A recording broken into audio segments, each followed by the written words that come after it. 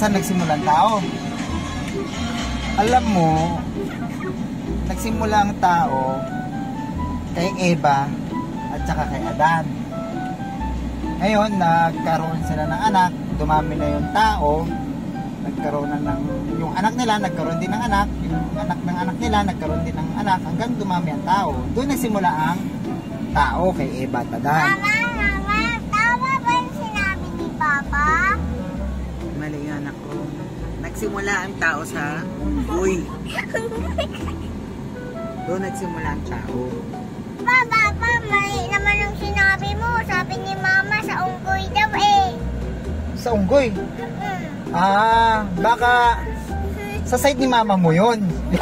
Mama. Ako kasi sa side ni Eva at Adan eh. Baka yung kay mama mo sa unggoy, sa side ni mama mo yun. Nagsimula ang unggoy. Ang tao. Mama,